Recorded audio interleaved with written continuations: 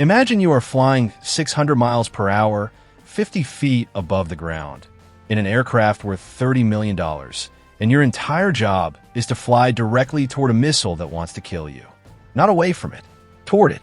You are not running. You are hunting. And the moment that missile radar locks onto you, that is exactly what you wanted, because now you know where it is, and now it is going to die. Welcome to the world of the Wild Weasel. Welcome to the most dangerous job in modern air combat. Welcome to the story of the F-16CJ, the jet that turned enemy air defenses into targets, that turned fear into a weapon, and that kept American pilots alive in skies where surface-to-air missiles could reach out and swat aircraft from the heavens like a hand swatting flies. This is not just the story of a machine. This is the story of a mission, a philosophy, a breed of pilot who strapped into a cockpit every single morning knowing the enemy was already pointing something at them, and who looked back at the sky and said, "Good, come and get me." This is the story of the modern Wild Weasel. Let's go back to the beginning. Not to the F-16CJ, but to the idea. Because the Wild Weasel concept did not begin with modern fighters or digital radar warning receivers or high-speed anti-radiation missiles. It began with a terrifying problem and a desperate solution, and it began over the jungles of North Vietnam in a year when American pilots were dying in numbers that nobody in Washington wanted to admit publicly. The year was 1965. The United States Air Force was flying strike missions deep into North Vietnamese territory, and the North Vietnamese, with substantial Soviet assistance, had deployed something that was changing the entire nature of the air war. The SA-2 Guideline, a surface-to-air missile system that could reach out to altitudes and distances that had previously been considered safe. Pilots who had been trained for one kind of war suddenly found themselves in a completely different kind of war. A war where the ground was shooting back with guided weapons. A war where the old rules no longer applied. The losses were shocking. Experienced pilots, men who had trained for years, who knew their aircraft inside and out, were being knocked out of the sky by missiles they sometimes never even saw coming. The SA-2 was not like anti-aircraft artillery. You could not dodge it with a simple maneuver. You could not just fly higher or faster and escape it. It was guided. It tracked you. It followed you through the sky with a kind of mechanical persistence that felt almost personal. The Air Force needed an answer. They needed it fast. And the answer they came up with was one of the most audacious tactical concepts in the history of military aviation. Instead of trying to avoid the missile sites, they would attack them. Instead of routing strike packages around the SA-2 batteries, they would send specialized aircraft in first. Aircraft whose specific mission was to find those radar systems, provoke them into turning on their radar, and then destroy them. The aircraft would use their own vulnerability as bait. The pilot would be the lure. The missile locking onto them would be their targeting solution. They called it Wild Weasel. And the men who flew those first missions had a motto that said everything you needed to know about the mission and about the man. Why GBSM? You gotta be squirting me. That was the actual cleaned up version of the phrase. The real version was considerably less polite. It was reportedly the reaction of the first electronic warfare officer, a man named Jack Donovan, when he was told what his mission would involve. He was being asked to fly toward enemy missiles on purpose. His response was entirely understandable. But they flew. They flew the F-100F Super Sabre in those early days, then the F-105F Thunder Chief, two-seat variants of frontline fighters modified to carry electronic warfare equipment and anti-radiation missiles. The early anti-radiation missiles were crude by later standards, but they worked on a simple principle. They would home on the radar emissions of the SA-2's fan song guidance radar. If you could get the radar operator to keep his radar on long enough for the missile to track it, the missile would follow that signal right back to its source. The problem was that the radar operators learned. They learned to turn off their radars when they detected the Wild Weasel aircraft. And for a while, that created a kind of chess match in the sky above Vietnam. The Wild Weasel crew would fly in, the radar would turn off, the missile could not guide, the strike package would survive, but the SA-2 battery would live to fight another day. Then the radar would come back on once the Wild Weasel was gone, and it would threaten the next mission. So the tactics evolved. The technology evolved. The weapons evolved.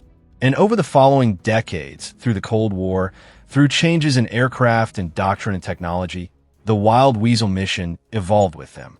By the time we reached the F-16CJ, we are talking about a fourth-generation jet fighter that has been refined and upgraded and specialized to the point where it represents arguably the most capable dedicated suppression of enemy air defense aircraft that any air force in the world has ever operated. SEAD, that is the acronym. Suppression of enemy air defense. Not destruction, necessarily, though destruction was always welcome. Suppression. The goal was to keep enemy radar systems from operating effectively, to keep them from being able to guide their missiles, to keep them looking over their shoulder instead of looking at the sky where the strike package was flying. A suppressed radar operator was a radar operator who was not killing American pilots. And that was the mission. Now let us talk about the F-16 itself, because to understand the F-16CJ, you need to understand the aircraft it grew from. The F-16 Fighting Falcon is one of the most significant combat aircraft ever designed. It emerged from a fierce debate inside the United States Air Force in the late 1960s and early 1970s, a debate that pitted the advocates of big, complex, expensive multi-role fighters against a group of reformers who believed the Air Force had lost its way. These reformers, who became known as the Fighter Mafia, argued that American fighters had become too heavy, too expensive, too loaded with systems they would never use in real combat. They wanted something different, something lean and fast and agile and deadly. The leading voice of this movement was Colonel John Boyd. Boyd was one of the most unconventional and brilliant minds that American military aviation ever produced. He had developed a theory of air combat that he called energy maneuverability theory, and he had used it to redesign the way American pilots thought about dogfighting. His idea was simple in concept, but profound in application. In an air-to-air engagement, the pilot who could change his energy state faster than his opponent, who could accelerate, decelerate, turn, climb, and dive more quickly and decisively, would win. It was about options. The pilot with more options, who could do more things faster, would always eventually dominate the pilot with fewer options. Boyd's ideas, combined with the work of a small group of engineers and pilots who shared his vision, eventually produced a design concept that was radical for its time. A lightweight fighter, small by the standards of the day, powered by a single powerful engine, with a wing design that gave it extraordinary turning ability, with a fly-by-wire flight control system that made it more maneuverable than any conventional aircraft could be, and with a cockpit design that put the pilot at the center of everything, that gave the pilot the best possible visibility and the most ergonomic interface with the aircraft systems. That design became the YF-16, which competed against the YF-17 in the Air Force's lightweight fighter competition, and which won that competition decisively in 1975. The F-16A entered service with the Air Force in 1979, and it immediately impressed everyone who flew it. This was not a heavy, ponderous aircraft. This was a sports car with wings and a jet engine and a cannon. Pilots who flew it for the first time came back with enormous grins. It was that good. But the Air Force's needs were complex, and the pure air superiority lightweight fighter that Boyd had envisioned began to take on additional roles almost immediately. The F-16 became multi-role.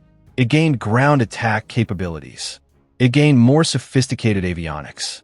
It gained the ability to carry a wider range of weapons. It got heavier. It got more complex. And through successive variants, the A, the B, the C, the D, it became increasingly capable across a broader spectrum of missions. The F-16C that entered service in 1984 was a significantly more capable aircraft than the original F-16A. It had better radar. It had better avionics. It had improved engine options. And it formed the foundation on which the F-16CJ, the Wild Weasel variant, would eventually be built. But between the origins of the Wild Weasel concept in Vietnam and the emergence of the F-16CJ, there was another aircraft that carried the mission through the critical years of the Cold War. The F-4G Wild Weasel. The Phantom that wore the Wild Weasel mission like a second skin. The F-4G was a conversion of the veteran F-4E Phantom, a big, powerful, two-engine fighter that had served in virtually every major air combat role since the 1960s. The G model was fitted with the N/APR-38 radar attack and warning system, a sophisticated suite of sensors and processors that could detect, identify, and locate enemy radar emissions across a wide range of frequencies. It could tell the crew not just that a radar was out there somewhere, but what kind of radar it was, where it was located, and what threat it represented. That information, combined with the AGM-88 HARM, the high-speed anti-radiation missile, made the F-4G one of the most dangerous things that an enemy air defense system could encounter. The HARM was a revolution in anti-radiation missile technology. Earlier anti-radiation missiles had a significant vulnerability. If the radar operator turned off his radar after the missile was launched, the missile would lose its guidance signal and go ballistic. It might land somewhere near the radar, or it might not. The radar operator could effectively dodge the missile by flipping a switch. The HARM changed that. It had a memory mode. Even if the radar went dark after launch, the HARM remembered where the emissions had been coming from and continued on that trajectory. Now turning off the radar no longer guaranteed survival. The radar operator had a very unpleasant choice. Leave the radar on and guide his missiles, but also guide the HARM to his exact position. Or turn it off and survive the HARM, but lose the ability to engage the aircraft he was trying to shoot down. It was a dilemma with no good answer. The F-4G and the HARM together proved their effectiveness dramatically during Operation Desert Storm in 1991. The air campaign against Iraq was a masterclass in the application of modern air power, and the SCAD mission was central to its success. American and coalition planners knew that Iraq had invested heavily in air defenses.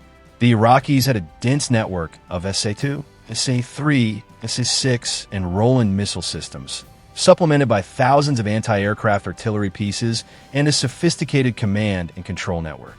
On paper, it was a formidable obstacle, but the Wild Weasels went in first. From the very first hours of the air campaign, F-4G Wild Weasels and EA-6B Prowlers began systematically dismantling the Iraqi air defense network. They did not just shoot missiles at radar systems. They forced the entire Iraqi air defense network into a state of paralysis. Radar operators who turned on their equipment risked immediate attack.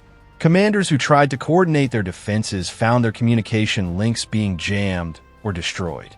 The integrated air defense system that Iraq had spent years and billions of dollars building was stripped of its effectiveness in hours. What followed was one of the most lopsided air campaigns in history. Coalition aircraft flew tens of thousands of sorties over Iraq and Kuwait while losing remarkably few aircraft to enemy air defenses. The Iraqi air defense network, which should have been a serious threat, was effectively neutered. The Wild Weasels and the Electronic Warriors had done their job with extraordinary effectiveness. But Desert Storm also revealed something important. The F-4G was aging. The Phantom was a magnificent aircraft, one of the great combat jets of all time, but it was designed in the 1950s. Keeping it operational was becoming more expensive and more difficult every year. Its airframes were accumulating stress. Its systems, while powerful, were increasingly difficult to maintain and upgrade. The Air Force needed a successor, and the successor they chose was the F-16CJ. The decision to assign the SCAD mission to the F-16 was not immediately obvious to everyone. The F-4G was a two-seat aircraft, and many in the SCAD community felt strongly that the mission required two crew members. The pilot flew the aircraft and managed the tactical situation, while the electronic warfare officer, the EWO, managed the sensor systems, identified the threats, and directed the employment of weapons. The idea of asking one pilot to do all of that simultaneously seemed challenging at best. But technology had advanced enormously. The systems that required a dedicated crew member to operate in the F-4G era had been miniaturized, digitized, and automated to the point where a single skilled pilot could manage them effectively. The N/ASQ 213 HARM targeting system, the HTS, was the key piece of equipment that made the single-seat Wild Weasel possible.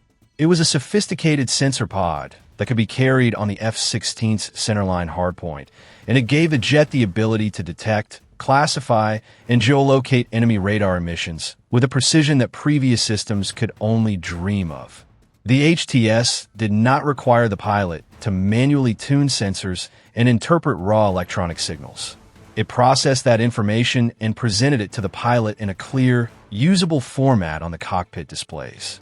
This threat here, this type of system, this range, this bearing, engage or continue. The cognitive load was still significant, but it was manageable, and the F-16CJ pilot was trained extensively to handle it. So who were these pilots?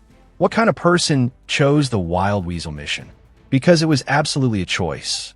The assignment process in the Air Force gave pilots some degree of input into their career paths, and there were easier ways to spend a career in a cockpit than volunteering to fly deliberately into the envelope of enemy surface-to-air missile systems. The Wild Weasel community attracted a specific type of personality. Not reckless. The reckless ones did not survive the training pipeline. Not foolhardy. Foolhardiness in this mission would get you killed quickly.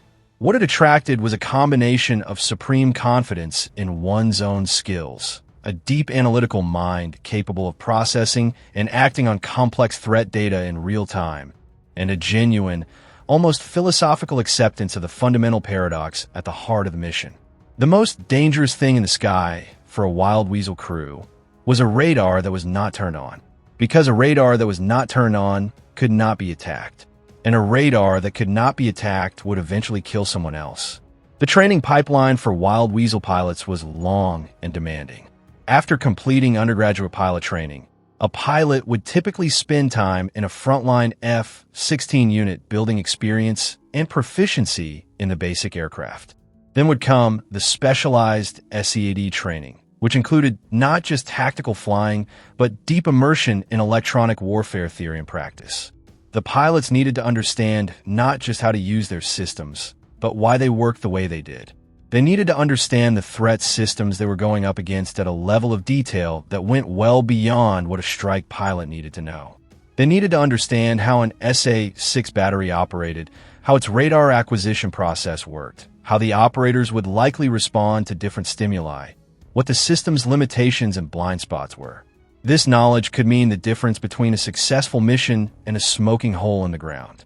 The F-16CJ that these pilots flew was a specialized variant of the standard F-16C, optimized for the SEAD mission in ways that were both obvious and subtle.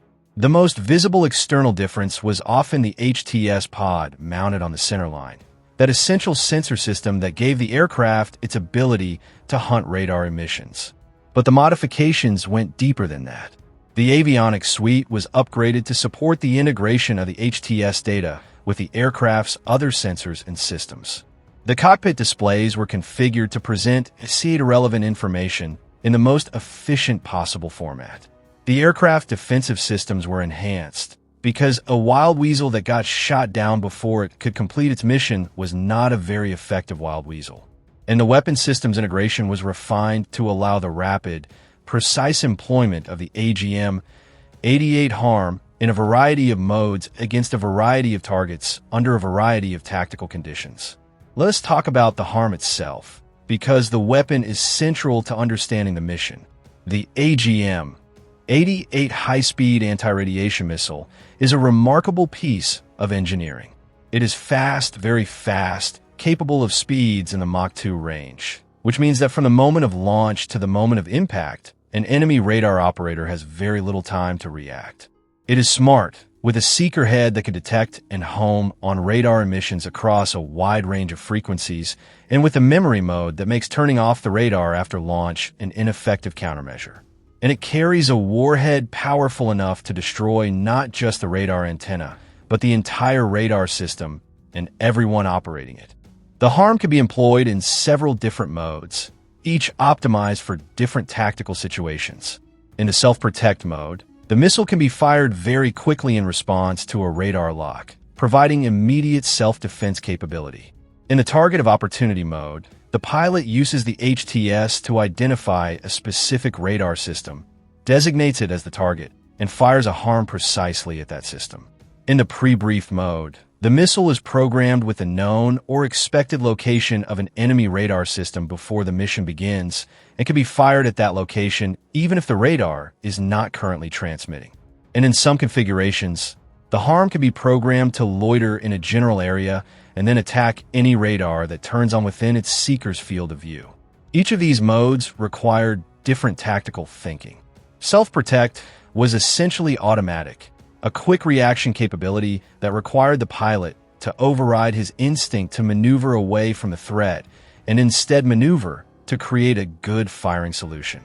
Target of opportunity required the pilot to process the HTS data, identify the most threatening or highest priority target, build a firing geometry, and execute the shot, all while flying tactically and managing the broader situation. Pre-briefed required detailed mission planning and a willingness to engage an enemy system that might or might not be where you expected it to be. The tactical picture in a real SCAD mission was enormously complex. An enemy integrated air defense system, even a relatively modest one, would typically include multiple radar types serving multiple functions. There would be early warning radars, large systems designed to detect aircraft at long range and provide initial track data to the system. There would be acquisition radars, medium-range systems that would hand off tracks to the fire control radars. And there would be fire control radars, the systems directly associated with missile batteries, the systems that provided the precision guidance necessary to actually hit an aircraft. An enemy system would also include command and control nodes, communication networks, and potentially significant numbers of anti-aircraft artillery systems that did not rely on radar at all. The Wild Weasel crew had to navigate all of this complexity, prioritizing targets, managing their own exposure to different threat systems, and coordinating with the strike package they were supporting, all simultaneously. The coordination piece was critically important and often underappreciated. A Wild Weasel flight did not operate in isolation. It was typically part of a larger package that included the strike aircraft whose survival depended on the Wild Weasel's effectiveness, other support aircraft providing jamming and other forms of electronic warfare, and fighters providing air-to-air coverage. The whole package had to work together with precise timing, and the Wild Weasel flight lead was responsible for ensuring that the SCAD plan meshed with the overall package timing. In practice, this meant extensive mission planning. A Wild Weasel mission would typically begin hours before the aircraft ever left the ground. The crews, working with intelligence officers and other specialists, would analyze everything known about the enemy air defense network in the target area. What systems were present? Where were they located? What were their coverage areas? What were their known limitations? Were there indications that the enemy was aware of the planned strike and had taken special precautions? Was the order of battle accurate? Or had the enemy moved systems since the last intelligence update? From this analysis would emerge the SCAD plan. Which systems were the highest priority targets? What sequence would the Wild Weasel flight attack them in? What altitudes and attack profiles would be used? What were the trigger points and decision points during the mission? If the enemy did this, the Wild Weasels would respond with that. If the strike package encountered this situation, the Wild Weasels would adjust in this way. Then there was the weather. Weather was always a factor in tactical aviation, but it was a particular factor for SCAD because the HTS and the HARM were capable of working in any weather, but the other systems the pilot needed to manage and the coordinated timing of the package were not always weather independent. A low cloud ceiling that pushed the strike package down to low altitude changed the threat picture dramatically because at low altitude, different threat systems became relevant. Anti-aircraft artillery, which was relatively ineffective against high-altitude aircraft, became very dangerous at low altitude.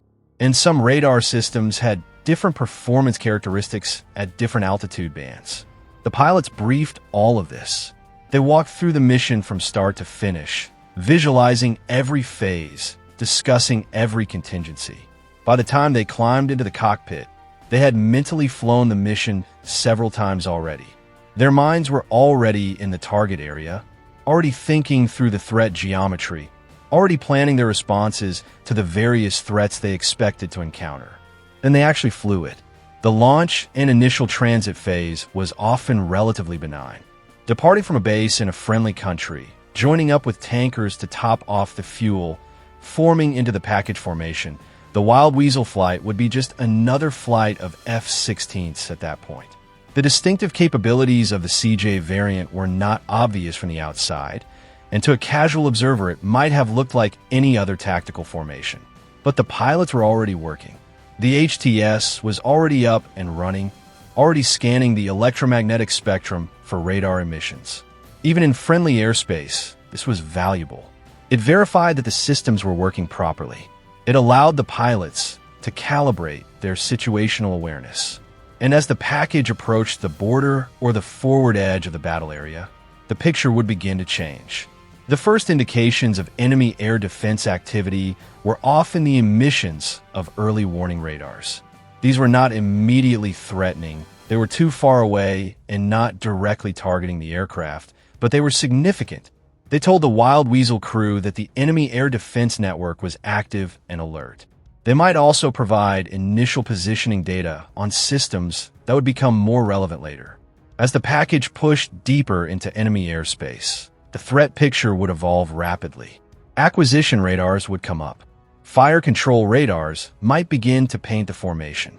The HTS would be sorting through this data constantly, presenting the crew with a prioritized threat picture, flagging the most dangerous emitters, providing bearing and range and identification information in as close to real time as the processing allowed. The Wild Weasel flight's job at this point was to make decisions. Attack this radar now, or continue to build the picture. Fire a harm and target of opportunity mode at this acquisition radar, or hold the shot for the fire control radar that was expected to come up when the package got closer. Split the flight with one element engaging this threat while the other positioned to engage that one. These decisions were being made in a highly dynamic environment with incomplete information, under time pressure, while flying a sophisticated jet at high speed and altitude. The cognitive demands were extraordinary. This was not a job for someone who needed time to think. The Wild Weasel pilot thought and acted simultaneously, updated his mental picture continuously as new information arrived, and executed his plan with the precision and timing that the mission demanded. When a fire control radar painted the Wild Weasel aircraft, the moment became very acute. A fire control radar painting your aircraft meant a missile system was likely preparing to fire. The radar was building the track data it needed to guide a missile to your aircraft. The Wild Weasel crew knew this was happening because the HTS was telling them so, and because the audio and visual threat warnings in the cockpit were making it impossible to ignore. Here is where the mission's fundamental paradox was most intensely felt. Every human instinct said to turn away from the threat, to put as much distance as possible between yourself and whatever was about to shoot at you. The mission required the opposite. The moment the fire control radar came up, the Wild Weasel pilot needed to turn toward it, needed to build a firing solution, needed to get into a position from which the harm could be launched effectively. Turning away from the threat meant that the radar might never fire, might duck back down and wait for a better opportunity, might survive to threaten the strike package.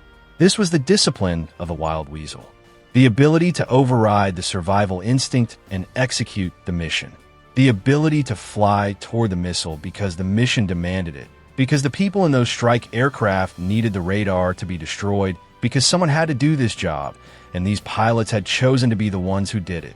The harm shot, when it came, was both technically precise and tactically complex.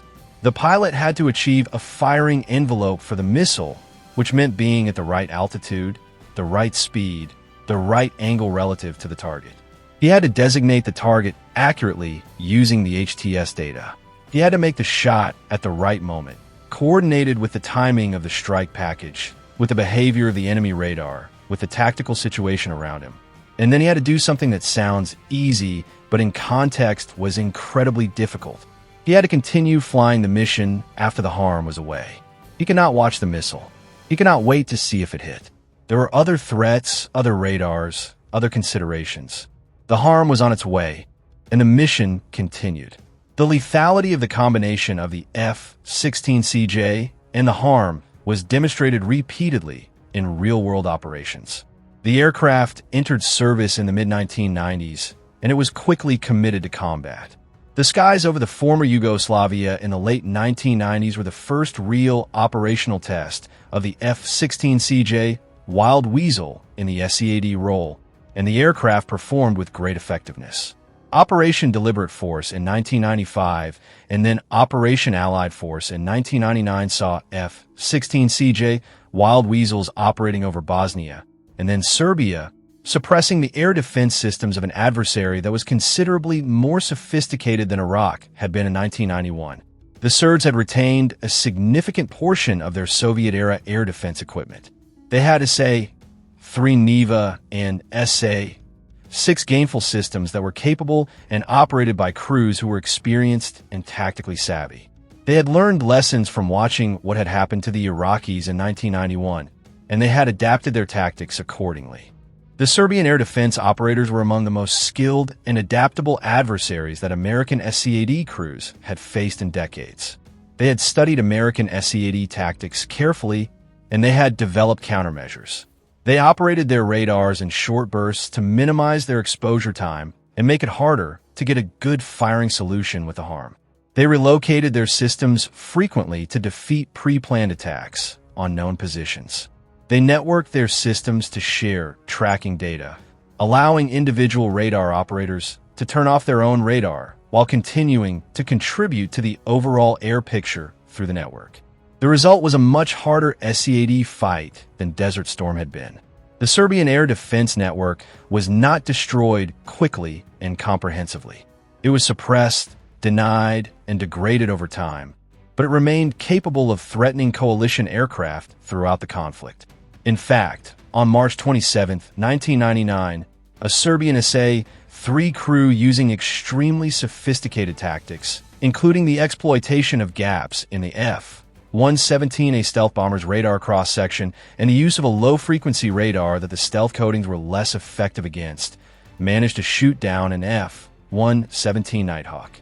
It was a shock to the coalition and a reminder that no system is invulnerable. But the Wild Weasels kept flying. They adapted their tactics. They refined their approaches. They worked more closely with the jamming aircraft. They changed their routing, their altitudes, their timing. They were in a constant tactical dialogue with an adversary who was also adapting, and the outcome of that dialogue would determine who survived. The Serbian air defense network did not achieve anything close to the kind of attrition it was theoretically capable of inflicting. Coalition aircraft losses to surface-to-air missiles were remarkably low considering the intensity of the campaign and the capability of the adversary. The Wild Weasels, along with the electronic warfare aircraft and the rest of the SCAD team, had suppressed the threat to a level that made the air campaign survivable and effective. Operation Iraqi Freedom in 2003 brought the F-16CJ Wild Weasel back to the skies over Iraq, now against an adversary who had spent 12 years watching American air power carefully and who had developed sophisticated techniques for surviving in a SCAD-contested environment. The Iraqis of 2003 were very different from the Iraqis of 1991. Their equipment was older and less capable in many ways, but their operators were more experienced and their tactics were more sophisticated. They had learned about harm. They had studied it. They knew its capabilities and limitations. They had developed specific countermeasures for it, including the very short radar burst techniques that made it difficult to get a harm shot off before the radar went silent. They had also dispersed their air defense assets more widely, making the pre-planned targeting problem much more complex. But the F-16CJ had also evolved. Subsequent versions of the HTS and upgrades to the harm had addressed many of the vulnerabilities that the Serbs and others had identified. New operating modes gave the Wild Weasel crew more flexibility. Improved processing made the threat picture clearer and faster. And the pilots who flew these missions were the products of a training system that had absorbed the lessons of every previous engagement. The air campaign that opened Operation Iraqi Freedom was not as prolonged as the 1991 air campaign before the ground offensive began. The decision to begin the ground offensive very early, essentially simultaneously with the air campaign, was driven partly by the conclusion that a prolonged air campaign would give Saddam Hussein time to destroy oil infrastructure and take other destructive actions. But the SCAD mission was still central to the success of the air operations, and the F-16CJ performed it with characteristic effectiveness. One of the capabilities that made the F-16CJ particularly valuable in the Iraqi freedom environment was its ability to prosecute what were called time-sensitive targets.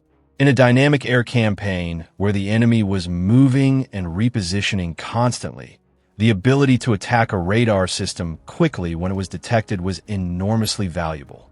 The HTS gave the F-16CJ pilot the ability to detect a radar, classify it, geolocate it, and engage it with the harm in a matter of seconds, if the tactical situation allowed it. This time sensitivity capability meant that an Iraqi radar operator could not simply turn on his radar for a few seconds, take a look at the sky, and then turn it off before a harm could be launched. The Wild Weasel was fast enough to make even brief radar activations potentially fatal. But SCAD was not just about shooting harms. An important and sometimes underappreciated aspect of the mission was the intelligence it generated. Every radar emission the HTS detected and recorded was a piece of intelligence. The Wild Weasel crews were, in effect, flying sensor platforms that were building a real-time picture of enemy air defense activity. This picture had value beyond the immediate SCAD mission. It told commanders where the enemy was, what systems he had, where he had moved them from where they were last known to be, and how he was using them tactically. The data from F-16CJ missions could inform subsequent missions, update the overall intelligence picture, and support planning for future operations. The relationship between the F-16CJ and the other elements of the SCAD team was symbiotic.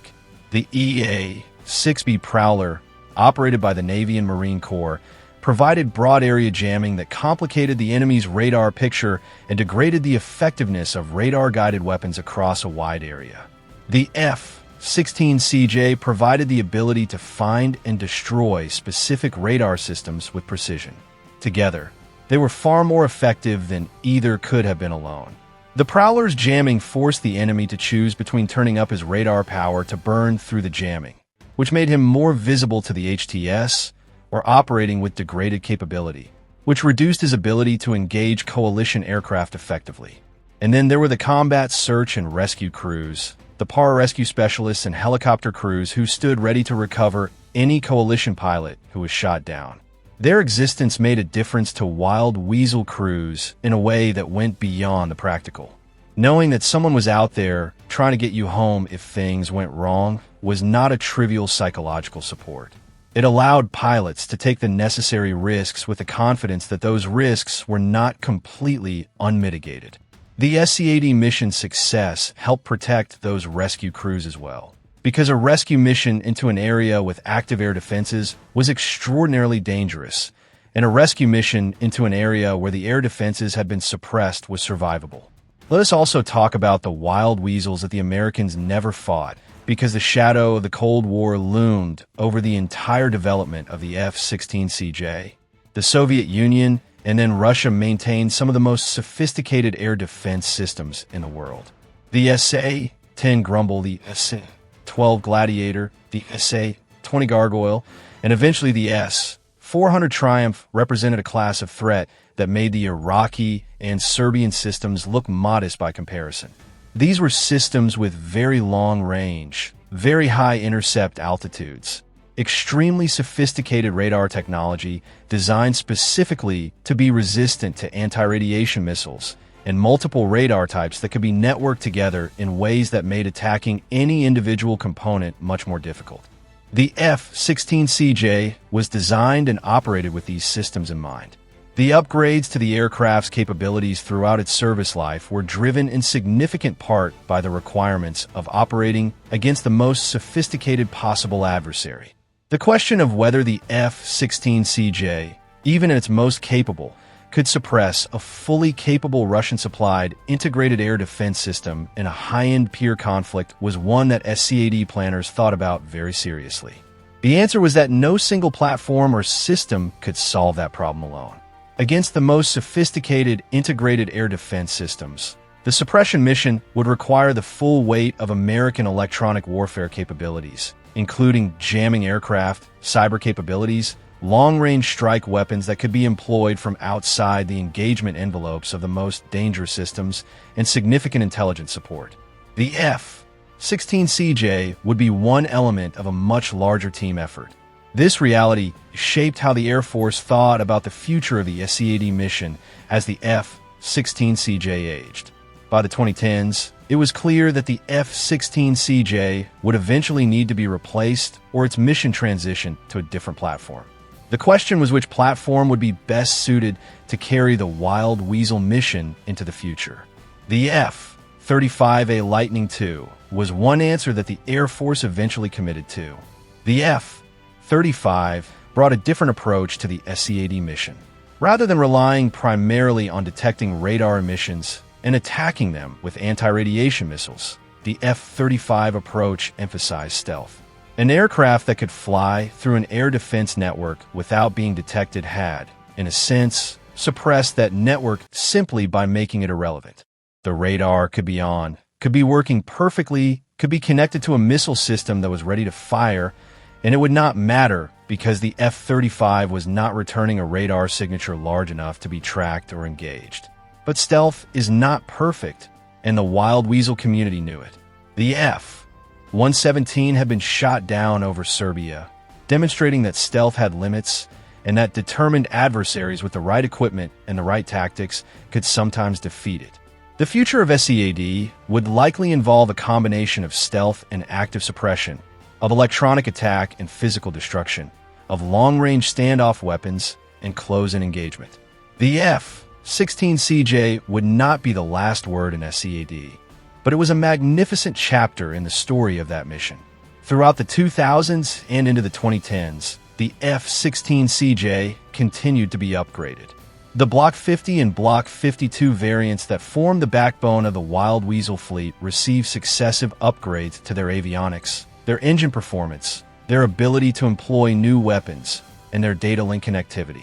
The introduction of the Link 16 data link gave the F-16CJ the ability to share its threat picture in real time with other aircraft and with ground-based commanders. A Wild Weasel detecting a radar system could now instantly share that information with every other aircraft and asset on the network, dramatically improving the situational awareness of the entire force. The integration of the Joint Helmet-Mounted Cueing System gave Wild Weasel pilots the ability to cue their sensors and weapons by simply looking at a target, reducing the time it took to transition from detecting a threat to engaging it. Every second saved in the engagement timeline was a second of additional survivability. Let's turn now to the human side of this story, because technology is only part of it. The F-16CJ Wild Weasel community was and is a close-knit fraternity within the Air Force. Like all communities defined by a particularly demanding and dangerous mission, it developed a culture and a set of values that were distinctively its own. The YGBSM motto of the original Wild Weasels remained the emotional touchstone of the community. It captured something essential about the attitude required for this mission, a combination of irreverence, audacity, professionalism, and an absolute commitment to accomplishing an extraordinarily difficult task, no matter what it took. The units that flew the F-16CJ Wild Weasel developed their own traditions, their own legends, their own ways of transmitting the knowledge and culture of the mission to new pilots. The experienced crews who had flown combat missions in Desert Storm and Allied Force and Iraqi Freedom were the living embodiment of institutional knowledge, and their experience was invaluable to the pilots who came after them. The lessons they had learned in the hard school of actual combat against actual adversaries could not be fully replicated in training, but they could be transmitted, discussed, analyzed, and incorporated into the mental models that the next generation of pilots carried into the cockpit. The bond between Wild Weasel pilots was also expressed in the way they thought about each other's survival. The mission might demand flying toward missiles, but nobody in the Wild Weasel community was cavalier about death. These were skilled professionals who worked hard to complete their missions and come home, who planned meticulously to minimize unnecessary risk, and who felt deeply the loss of colleagues who did not return. The Wild Weasel community knew what it had lost when it lost a crew, and it grieved those losses honestly, while also continuing the mission with the professionalism that the fallen would have expected. The ground crews who maintained the F-16CJ deserve their own recognition in this story. The pilots who flew the aircraft were the visible face of the Wild Weasel mission, but they flew aircraft that were only airborne and capable because of the maintenance crews who worked on them, often in harsh conditions, often for very long hours, often under enormous pressure to keep the aircraft ready for the next mission. The avionics systems of the F-16CJ were complex and required specialized knowledge to maintain. The HTS pod was a sophisticated piece of equipment that needed careful attention. The integration of all these systems required technical expertise of a high order. The maintainers who provided that expertise were as much a part of the Wild Weasel team as the pilots, and their contribution to the success of the mission was irreplaceable. As we look at the broader strategic context of the Wild Weasel mission, it is worth considering what SCAD meant at the campaign level and beyond. The ability to suppress enemy air defenses was not just about protecting individual aircraft or even individual missions. It was a strategic capability that could shape the entire character of an air campaign and, beyond that, the entire character of conflict. An adversary who knew that his air defense network could be systematically suppressed faced a set of strategic dilemmas that went well beyond the tactical level. He could not rely on his air defenses to protect his military forces, his command and control infrastructure, his logistics networks, his industrial capacity from air attack. He was therefore either forced to disperse and conceal those assets in ways that degraded their military effectiveness, or he was forced to accept the vulnerability that came with concentrating them in ways that made them militarily effective but vulnerable to air attack. The SCAD capability was thus a form of strategic leverage. It was one of the tools that gave American and coalition air power the ability to hold at risk virtually anything an adversary valued, from military forces to political and economic targets, and that made the application of air power so potentially decisive against adversaries who could not prevent the air campaign from occurring. This strategic leverage depended on the Wild Weasels being good at their mission. An air defense suppression capability that was ineffective or only marginally effective would not provide that strategic leverage.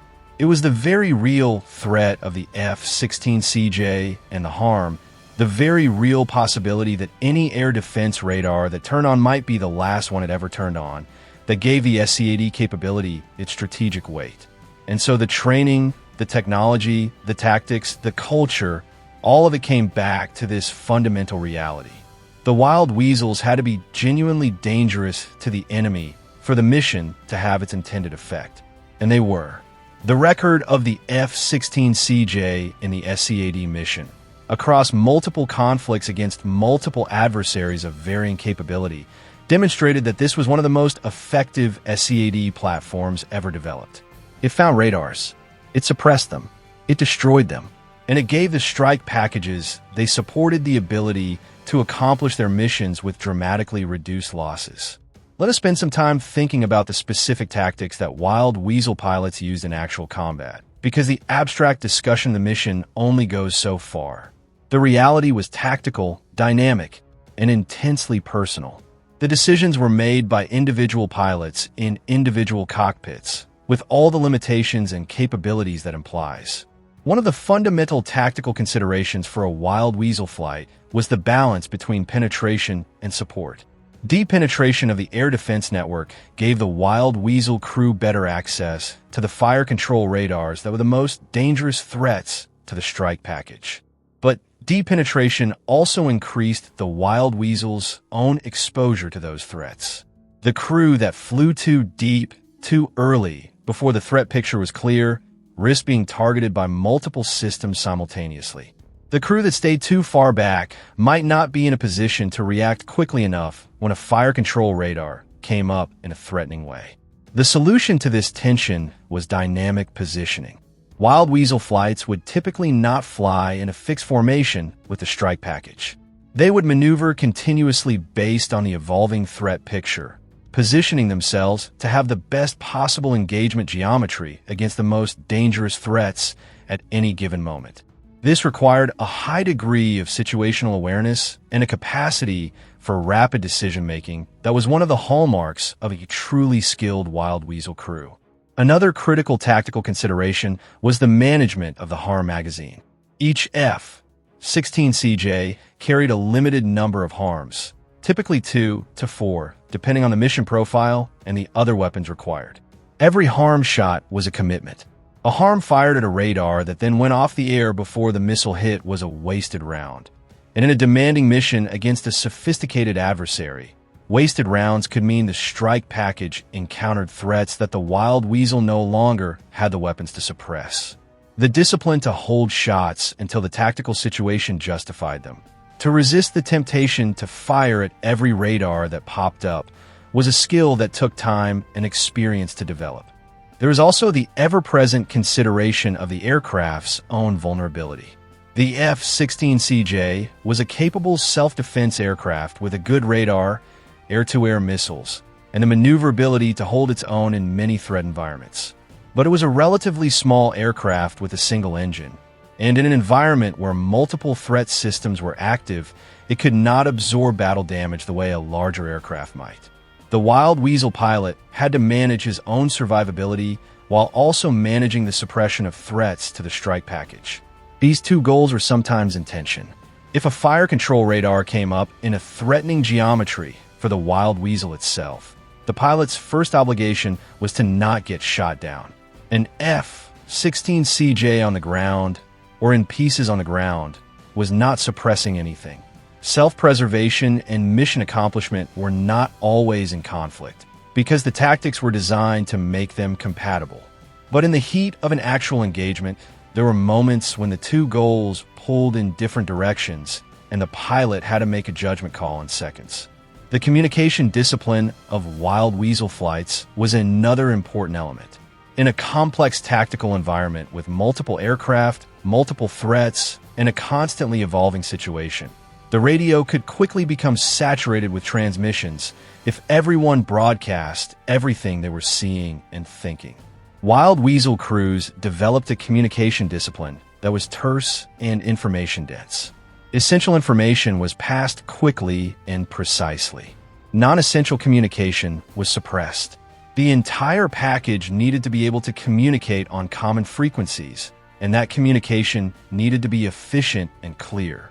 At the same time, there were critical moments when a Wild Weasel crew needed to transmit urgently. If a fire control radar came up with a good track on a strike aircraft, and the Wild Weasel crew saw it before the strike pilot did, they needed to warn him immediately. If a missile was launched, the crew that saw the launch needed to call it immediately so everyone could react.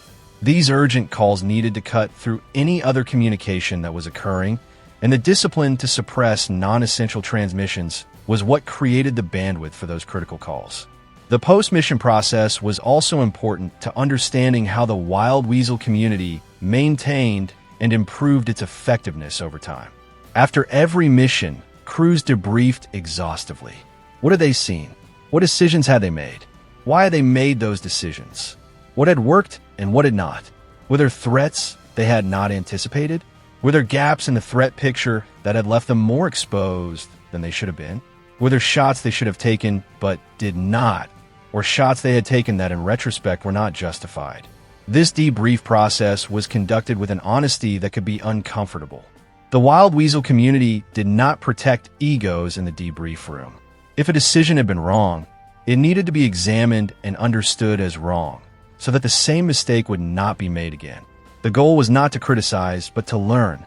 And the lessons learned in debriefs after actual combat missions were among the most valuable inputs to the constantly evolving tactics and doctrine of the Wild Weasel community. Those lessons also fed back into the training system. Instructors who had flown combat in the F-16CJ brought an authenticity to their teaching that was impossible to replicate any other way. They knew what the enemy actually did, not just what the textbook said he would do. They knew what the cockpit actually felt like with a fire control radar locked on the aircraft, what the audio and visual cues actually sounded and looked like in that situation, how the decision-making process actually worked under that kind of stress. They could tell their students not just what to do, but what it would actually feel like to do it, which was invaluable preparation for the real thing. As the F-16CJ's operational career matured, the aircraft also began to be exported to allied nations that operated the F-16 and had CAD requirements of their own. The aircraft's wild Weasel capabilities, in various configurations that were appropriate for export, gave Allied air forces a meaningful SCAD capability that improved the overall capability of coalitions in which these nations participated. The interoperability considerations that came with Allied operations were complex because different nations operated different versions of the systems and had different levels of access to classified capabilities, but the fundamental mission was shared across the alliance. The integration of F-16CJ assets into coalition air operations was something that American planners and their Allied counterparts worked on continuously. The ability to conduct coordinated CAD operations with Allied aircraft, to share threat picture data through compatible data links, to coordinate timing and sequencing of SCAD missions that were being flown by aircraft from multiple nations, was a critical capability enhancement for coalition operations. And the Wild Weasel community invested significant effort in exercises and planning to develop and refine that capability. Now let us think about what the legacy of the F-16CJ Wild Weasel actually means. Not just in military terms, though those are significant, but in the broader sense of what this aircraft and this mission tell us about how American air power thinks about and solves problems. The Wild Weasel concept is fundamentally about turning a vulnerability into a weapon. An aircraft that the enemy wants to shoot at becomes, through the application of the right technology and the right tactics and the right people, a hunter that uses the enemy's desire to shoot it as the mechanism for finding and destroying him. This is a profound tactical insight, and it required a kind of creative and counterintuitive thinking that represents the best traditions of military innovation. The specific implementation of that insight in the F-16CJ represented decades of accumulated experience, from the jungle skies of Vietnam to the desert skies of Iraq to the mountainous terrain of the Balkans. Every lesson from every conflict, every technology developed and tested and refined, every tactic evolved in the face of an adapting adversary, had been incorporated into the aircraft and its mission profile and its pilot training. The F-16CJ Wild Weasel was not just a current capability. It was the product of the entire history of the Wild Weasel mission. And that history is one of continuous adaptation. The adversary always adapted. The SA, two operators in Vietnam, learned to use their radar in ways that were harder to exploit. The Iraqi operators in 1991 modified their tactics after the first night showed them what the Wild Weasels could do. The Serbian operators in 1999 demonstrated a level of tactical sophistication that surprised many American planners. And through all of these adaptations, the Wild Weasel community adapted in response, never allowing the adversary to stay ahead permanently, always finding new approaches, new tactics, new technology applications that restored the Wild Weasel's edge. This is not a story with an ending. The SCAD mission continues. The specific platforms and weapons will change, are changing, have changed. But the fundamental challenge of operating in airspace defended by sophisticated radar-guided weapon systems remains, and will remain for the foreseeable future. The nations and non-state actors that invest in air defense systems will always represent a threat to air operations, and air forces will always need the capability to counter those threats. The F-16CJ Wild Weasel will eventually pass into history, replaced by whatever comes next in the long evolution of the SCAD mission.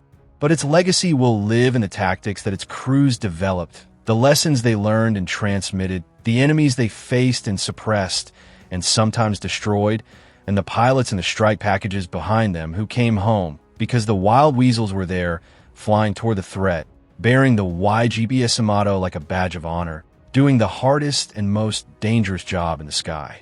There's something else worth saying about the Wild Weasel community, something that goes beyond tactics and technology and combat record. It is about the moral weight of what they did. These pilots flew missions knowing that people were trying to kill them.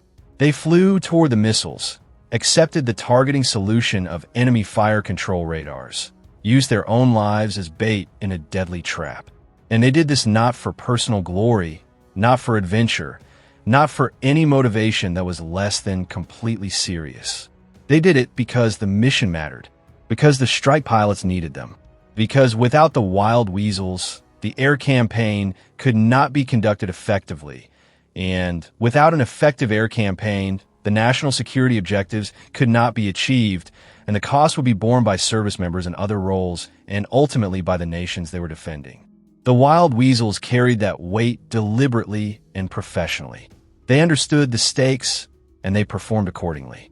And in doing so, they upheld the highest traditions of American military service.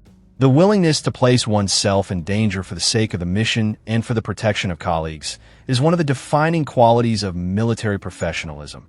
And the Wild Weasel community demonstrated it consistently throughout the operational history of the F-16CJ. Let's also acknowledge the adversaries. The radar operators and commanders of air defense systems that the Wild Weasels went up against were themselves professionals, often highly skilled, often very brave in their own right. The Serbian operators who managed to shoot down an F-117 were doing something that most experts had considered essentially impossible.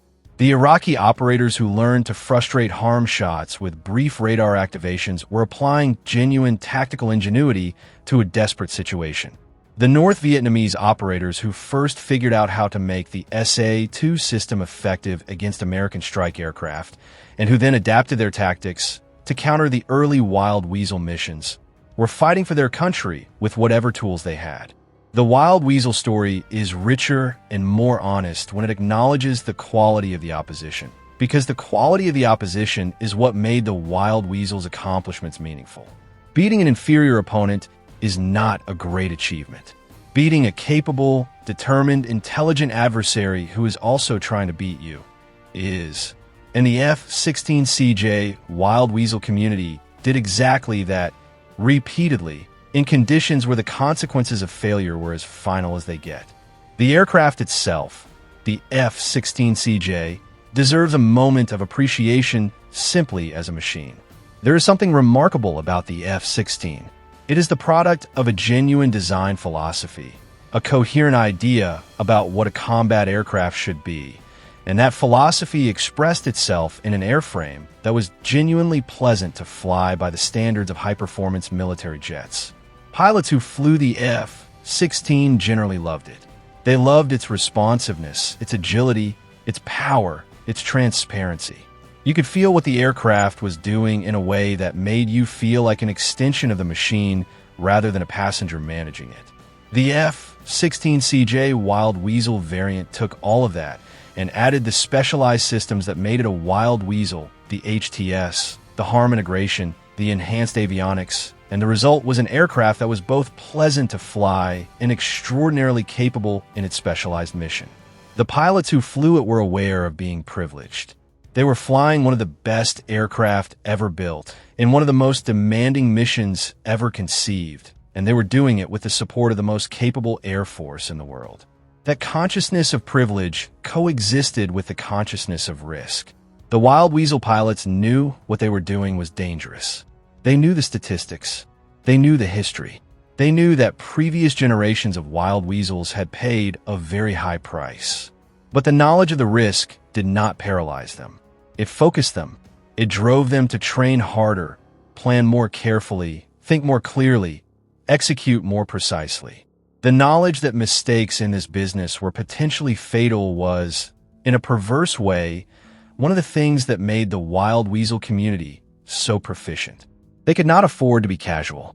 As we move toward the conclusion of this exploration of the F-16CJ Wild Weasel, it is worth stepping back and thinking about what this story means in the context of the broader human experience of military conflict.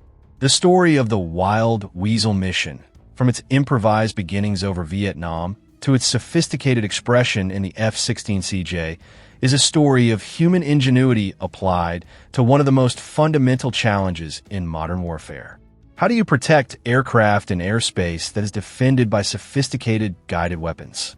How do you maintain the ability to use air power when the enemy has invested heavily in denying it? The answer that the Wild Weasel concept provides is audacious and counterintuitive. You find a threat, you provoke it, and you destroy it. You turn the enemy's strength, his ability to detect and track and engage aircraft, into a vulnerability, because the act of detecting and tracking and engaging reveals his position and his intentions. You make his power into your targeting solution. It is a concept that would have seemed almost impossibly bold when it was first proposed, and yet it worked. It worked in Vietnam. It worked in Desert Storm. It worked in the Balkans. It worked in Iraq. And the reason it worked, ultimately, was not just the technology. It was the people. The Wild Weasel pilots and their crews, the maintenance teams, the intelligence officers, the weapon system developers, the tacticians, all the people who contributed to making the mission real and keeping it effective. The F-16CJ Wild Weasel is a chapter in the long story of how America defends its interests and the interests of its allies, how it projects power, how it tries to minimize the cost and lives and treasure of the conflict it engages in. It is not a perfect story. No military history is. There were mistakes, there were failures, there were aircraft lost and crews killed. But measured against the standard of what was attempted and what was achieved, the Wild Weasel mission in the F-16CJ era stands as one of the genuine success stories of American air power. The last F-16CJs are still flying. The mission continues. Somewhere in the world right now, a Wild Weasel pilot is either airborne or preparing to be airborne, thinking through the threat picture, preparing to fly toward whatever radar system is pointed at the sky. The YBSM spirit is alive in the cockpits of those jets, alive in the culture of the units that fly them, alive in the tradition that stretches back to the first Wild Weasel crews over Vietnam, who accepted a mission that sounded insane and turned it into one of the most effective tactical concepts in the history of military aviation. And when the last F-16CJ Wild Weasel finally is retired, when a mission passes to whatever comes next, the legacy it leaves will be worth remembering. Not just the aircraft, not just the technology, the idea, the audacity, the professionalism, the courage that is not the absence of fear, but the decision to act rightly despite it. The willingness to fly toward the missile because someone has to, and because you have decided deliberately and with full understanding of what it means that you are the one who will. That is the Wild Weasel. That is the F-16CJ. And that, in the end, is why this story is worth telling.